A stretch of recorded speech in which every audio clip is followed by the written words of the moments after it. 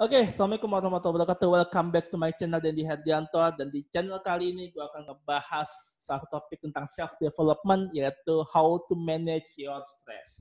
Guys, wajar nggak sih ketika kita stres ya, pusing gitu ya, memikirkan banyak hal, memikirkan hal-hal yang terngiang-ngiang gitu di pikiran kita. Wajar nggak sih? Jawaban gue, yes, wajar gitu ya. Karena kita punya otak yang memang untuk berpikir gitu ya. Nah, tapi seringkali kita tidak bisa mengendalikan pikiran kita sehingga segala macam hal kemudian kita pikirkan dan akhirnya membuat kita stres. Akibat dari stres kemudian memicu kesehatan fisik ya teman-teman ya. Menurut riset juga demikian. Nah, pertanyaannya adalah bagaimana caranya memanage stres kita supaya kita nggak stres berlebihan dan kemudian bisa beraktivitas secara normal kembali.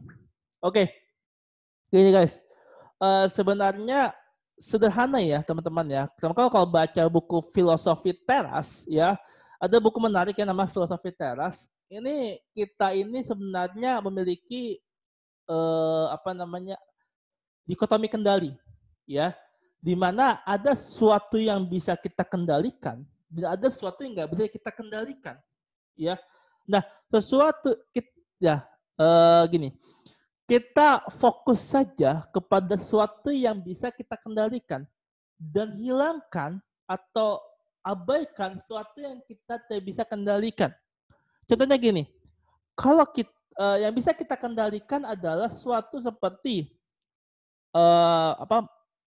aktivitas-aktivitas ya, kayak misalkan ya gue ngejaga imun, olahraga tiap hari, kemudian nulis, bekerja 9 to 5 gitu ya, kemudian berpakaian rapi, memakai mematuhi protokol kesehatan dan sebagainya. Itu yang bisa kita kendalikan. Jadi aktivitas kita itu bisa kita kendalikan. Tetapi sesuatu yang nggak bisa kendalikan adalah result dari aktivitas kita. Contohnya apa? Contohnya kayak sakit ya. Dan bukankah sakit adalah hasil dari tindakan kita? Yes, betul. Tapi kita nggak tahu sakit apa yang kemudian akan kita rasakan meskipun teman-teman sudah ngejaga imunitas, sudah sehat ya, sudah olahraga setiap hari dan sebagainya. Tapi sakit itu tetap akan bisa datang ya. Kemudian apalagi? Misalkan contoh ya, ketika teman-teman ingin melamar seorang ya, yang teman-teman bisa lakukan, yang teman-teman bisa kendalikan adalah teman-teman datang ke orang tuanya, kemudian bicara, ya, dan kemudian sampaikan niat baik. Itu teman-teman bisa kendalikan, ya. Tetapi yang nggak bisa teman-teman kendalikan adalah jawaban si cewek, jawaban si calon gitu ya. Jadi misalkan dia yes, alhamdulillah. Kalau nggak, misalkan dia no, ya sudahlah, gitu. Hal itu yang teman-teman nggak bisa kendalikan, jadi abaikan saja, ya. Jadi fokus pada hal-hal yang teman-teman bisa kendalikan. Kalau itu teman-teman sudah miliki, sudah teman-teman bisa terapkan, maka teman-teman akan lebih mengurangi tingkat stres, ya. Karena teman-teman akan mengabaikan hal-hal yang ya udah tuh nggak bisa kendalikan, gitu loh. Gue udah usaha, gue udah belajar mati-matian untuk kemudian bisa masuk PTN, tapi ya Allah tidak mengizinkan. Allah tidak memberikan PTN itu ternyata buat gua. Ya sudah, biarkan saja. Let it flow aja. Karena pada prinsipnya itu adalah hal yang nggak bisa kita kendalikan. Ya, dan hal yang kemudian perlu kita kuatkan adalah akidah dan keimanan kita. Supaya apa? Supaya kita bisa menerima apapun hasil yang sudah kita perjuangkan. Karena apa ya? Sesuatu yang kita harapkan yang menurut kita baik, belum tentu Tuhan itu belum tentu Tuhan menganggap itu yang terbaik. Jadi biarkan saja apapun hasilnya, yang penting teman-teman sudah berusaha. Tapi konsep yang paling penting adalah usaha tidak akan mengkhianati hasil. Jadi meskipun teman-teman sudah berusaha, tapi hasilnya tidak sesuai dengan harapan, bisa dipastikan ya hasil yang teman-teman dapatkan itu yang sebenarnya terbaik. Contohnya saja ketika gua ujian, misalkan nih contoh ya waktu masa lalu. Jadi ketika gue ujian nasional, gue bisa masuk ke satu SMA favorit ya di kota gue.